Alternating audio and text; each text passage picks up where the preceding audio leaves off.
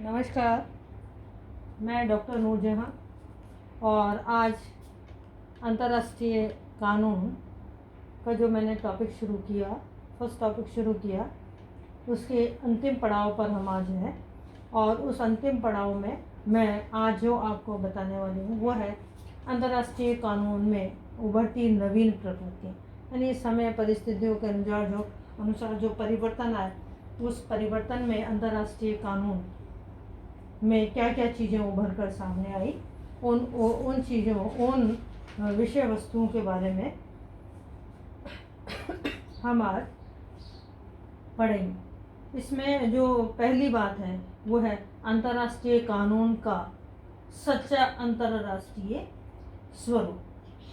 एक बात हमने शुरू से ही स्पष्ट की थी, वो ये है कि अंतर्राष्ट्रीय कानून का जो स्वरूप है, इसकी कार्य पद्धति है, इसके जो अचीवमेंट्स हैं, इसके जो महत्व प्रासंगिकता है, उसका ज़्यादा प्रचार प्रसार और उसकी वास्तविकता जो उभर कर आई वो सेकेंड वर्ल्ड वॉर के बाद आई। सेकेंड वर्ल्ड वॉर से पहले जो अंतर्राष्ट्रीय कानून का स्वरूप है वो यूरोपियन क्लब के नाम से ही जाना जाता था। उसकी वजह ये कि इसमें जो कुछ भी निर्माण किया गया, जिन चीज़ों का अध्ययन किया गया, जो चीज़ें अध्ययन विषय में सम्मिलित की गई, वो सब यूरोपियन देशों से संबंध रखती थी। लेकिन द्वितीय विश्व युद्ध के बाद अंतर्राष्ट्रीय कानून का जो सच्चा स्वरूप है वो उभर कर सामने आया, यानी हम इसे अंतर्राष्ट्रीय स्वरूप के रूप में अभिव्यक्त कर सकते हैं। इसके अंतर्गत हमने ये देखा कि अंतर्राष्ट्रीय कानून का जो स्वरूप है वो केवल यूरोपियन देशों तक ही अब सीमित नहीं रहा था। इस अंतर्राष्ट्रीय कानून का संबंध अब तीसरी दुनिया के देशों से भी इसका संबंध हो गया था। अतः पहली प्रगति थी कि अब अंतर्राष्ट्रीय कानून का स्वरूप सच्चा हो गया, यानी पूरा विश्व इसकी कवरेज में था। इसकी दूसरी महत्वपूर्ण बात आती है आर्थिक एवं सामाजिक गतिविधियों का संचालन। ये बात सर्वविदित है कि सेकेंड वर्ल्ड वॉर के बाद साम्राज्यवाद, उपनिवेशवाद की प्रवृत्तियां खत्म हुई और उन खत्म होती परिस्थितियों ने विश्व में नव उदित राष्ट्रों की, नव स्वतंत्र देशों की संख्या में इजाफा किया। और ये संख्या इतनी बढ़ी कि विश्व में यूरोपियन देशों की संख्या कम और तीसरी दुनिया और विकासशील देशों की संख्या अत्यधिक बढ़ी। और इस बढ़ते स्वरूप ने ये बात निश्चित कर दी कि अब जो राजनीतिक हित की बात थी, वो राजनीतिक हितों की जो बात है उस पर राष्ट्रों का एक मत हो जाना, एक परिस्थिति में चलना संभव नहीं था।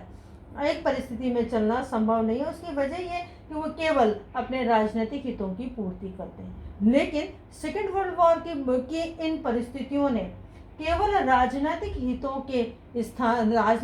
के साथ साथ अब राष्ट्रों के आर्थिक, सामाजिक, शैक्षणिक और सशैक्षणिक गतिविधियों के संचालन की ओर उसे मोड़ दिया था। अब राष्ट्रों के बीच राजनीतिक हितों की अपेक्षा सामाजिक, आर्थिक, शैक्षणिक गतिविधियों के बीच में सामंजस्य होने लगा। राष्ट्र अब आपस में आर्थिक हितों, सामाजिक हितों की पूर्ति के लिए आपस में जुड़ने शुरू हो गए। और इसी के कुछ एग्जाम्पल विश्व स्तर पर आए। वो है अंतर्राष्ट्रीय विकास संघ की स्थापना, यूरोपियन साझा बाजार की स्थापना, ओपेक, G15, G24। इस तरह के जो गतिविधि हैं उनका स्वरूप जो है वो पूरी तरह से आर्थिक और सामाजिक और शैक्षणिक इनका स्वरूप है। और इन स्वरूप के अंतर्गत अब अंतर्राष्ट्रीय कानून का विषय केवल राजनीतिक ही नहीं रहा, बल्कि आर्थिक, सामाजिक गतिविधियों का संचालन करना भी अंतर्राष्ट्रीय कानून का विषय बन गया। अतः ये उसकी उभरती हुई नवीन परिस्थितियां या उभरती हुई नवीन प्रवृत्तियों के अंतर्गत कहा जा सकता है। इसका अगली बात जो आती है वो शांतिपूर्ण सह अस्तित्व का अंतरराष्ट्रीय कानून। शांतिपूर्ण सह अस्तित्व का अंतरराष्ट्रीय कानून से तात्पर्य है कि सेकेंड वर्ल्ड वॉर के बाद हम जानते हैं कि शीत युद्ध का आरंभ हुआ और इस शीत युद्ध ने पूरे विश्व को दो खेमों में विभक्त कर दिया, एक पूंजीवादी खेमा और दूसरा साम्यवादी खेमा, यानी अमेरिका और सोवियत संघ जैसी दो महाशक्तियों के बीच पूरा विश्व बंटकर रह गया था। अनेक छोटे छोटे उदित होने वाले राष्ट्र इनके उपग्रही राज्य बन गए थे और वो राजनीतिक दृष्टि से तो आज़ाद हुए, लेकिन जल्दी ही वो डॉलर के साम्राज्य में छोटे राष्ट्र डॉलर के साम्राज्य में फंस गए और राष्ट्रों के मध्य छोटी छोटी बातों को लेकर विवादों का उत्पन्न होना भी एक स्वाभाविक प्रक्रिया थी। ऐसे में शांतिपूर्ण सहअस्तित्व की बात को शांतिपूर्ण सहअस्तित्व की स्थिति को स्थापित करने के लिए अंतर्राष्ट्रीय कानून ने महत्वपूर्ण भूमिका का निर्वहन किया है। अगली बात आ जाती है क्षेत्रीय सहयोग। इसी के अंतर्गत जो सेकेंड वर्ल्ड वॉर के बाद की जो स्थितियां थी उसमें क्षेत्रीय सहयोग की जो स्थितियां थी वो सामने आने लगी। हालांकि अंतर्राष्ट्रीय कानून में क्षेत्रीय सहयोग ने कम कंट्रीब्यूट किया, लेकिन फिर भी इसके सहयोग को नज़रअंदाज नहीं किया जा सकता, इसलिए हम इसे क्षेत्रीय सहयोग के रूप में स्थापित बताने का प्रयास करते हैं।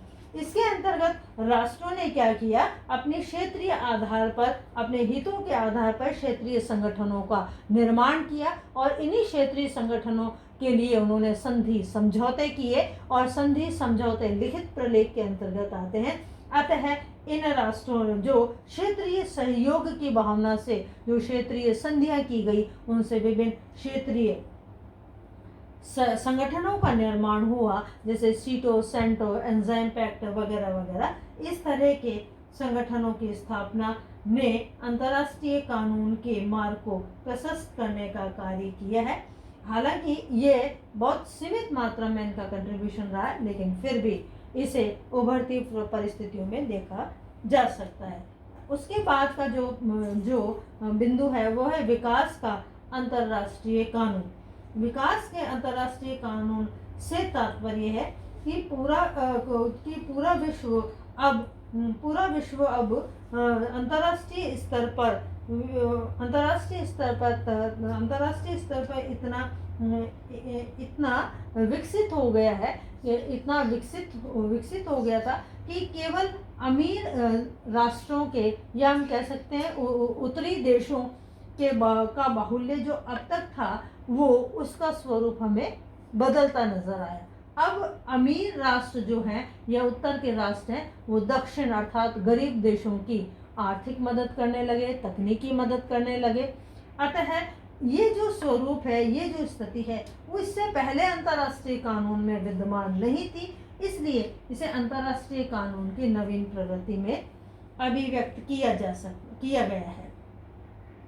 मैं इसमें अगली बात आपसे ले लूं कि अंतर्राष्ट्रीय कानून का अभिमुखीकरण, यानी इसमें कौन कौन सी बातों को और जोड़ा गया। तो परंपरागत कानून और अंतर्राष्ट्रीय कानून का जो परंपरागत विषय वस्तु थी, इसमें बहुत सारे ऐसे विषय थे जिन पर कोई बात नहीं कही गई थी, कोई स्पष्ट व्यवस्थाएं नजर नहीं आती थी। फॉर एग्जाम्पल मैं बात करूं कि राज्यों के उत्तरदायित्वों की बात, विदेशों में बसे हुए नागरिकों के अधिकारों की बात, राजनयिकों की सुरक्षा और उनके नियमों से संबंधित बात, इन सारे विषयों के बारे में कोई स्पष्ट व्यवस्थाएं नहीं मिलती हैं। लेकिन आधुनिक अर्थात सेकेंड वर्ल्ड वॉर के बाद में इन सारे विषयों को अंतर्राष्ट्रीय कानून के अंतर्गत व्यक्त किया गया, इसका खुलासा किया गया। अतः यह नई प्रवृत्तियों के अंतर्गत स्पष्ट किया जाता है।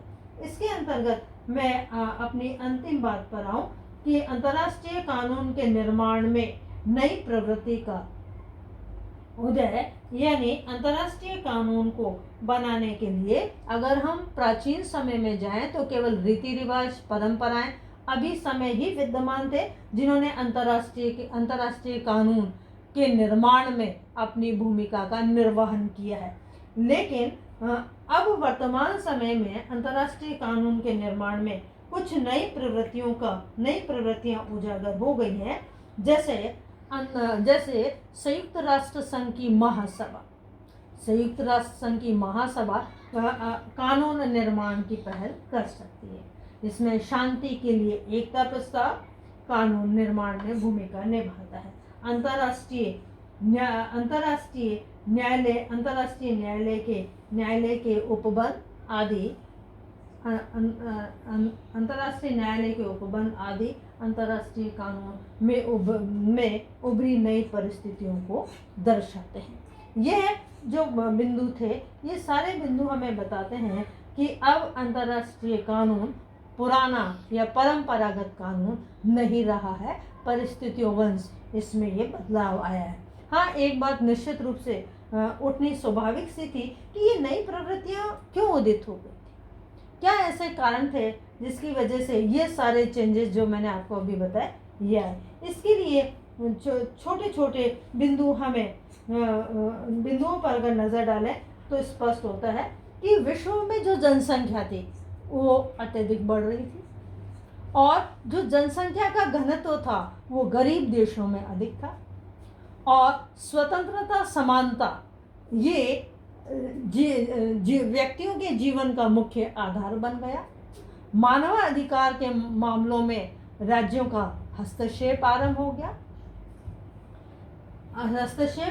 गया। विश्व अब जमीनी लड़ाई पर ही नहीं रहा था, अब वह अंतरिक्ष में भी अपने यानों को, उपग्रहों को भेजना उसने आरंभ कर दिया था। और संयुक्त राष्ट्र संघ में छोटे और बड़े राष्ट्रों को समान दर्जा दिया गया।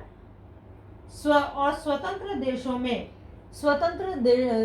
देश अपने आप को लोकतांत्रिक घोषित कर रहे थे। शीत युद्ध का आरंभ हो गया था और विज्ञान और तकनीक का अत्यधिक विकास हो गया। ये सारे कुछ ऐसे घटनाक्रम है कि ये घटित हुए। इस घटित घटनाक्रमों ने अंतर्राष्ट्रीय कानून की प्रवृत्तियों में नई परिस्थितियों को उत्पन्न किया। अतः अब हमारा ये जो फर्स्ट टॉपिक है कि अंतर्राष्ट्रीय कानून का अर्थ, उसकी प्रकृति, उसकी आवश्यकता, महत्व और उसके पक्ष विपक्ष में तर्क, और आज की क्लास में अंतर्राष्ट्रीय कानून में उभरी नवीन प्रवृत्तियाँ। इसके साथ ये टॉपिक हमारा यहाँ आज ख़त्म होता है, और अगले टॉपिक में मैं आपको अंतर्राष्ट्रीय कानून का ऐतिहासिक परिप्रेक्ष्य बताऊंगी। लेकिन उससे पहले मैं आपको कुछ असाइनमेंट, यानी इसमें क्या छोटे क्वेश्चन कैसे बन सकते हैं, बड़े क्वेश्चन कैसे रहेंगे, ये सारी चीज़ें आगामी क्लास में मैं आपको बताऊंगी। और अगर हमारे स्टूडेंट्स को मैंने जो ये टॉपिक पढ़ाया, इस टॉपिक से संबंधित अगर कोई समस्या हो तो वो ग्रुप में अपनी समस्याओं को डाल सकते हैं। अगली क्लास में मैं आपको इस फर्स्ट टॉपिक से संबंधित जो छोटे बड़े प्रश्न हैं उनके बारे में मैं आपको कुछ चर्चाएं करूंगी। आज के लिए इतना ही। धन्यवाद।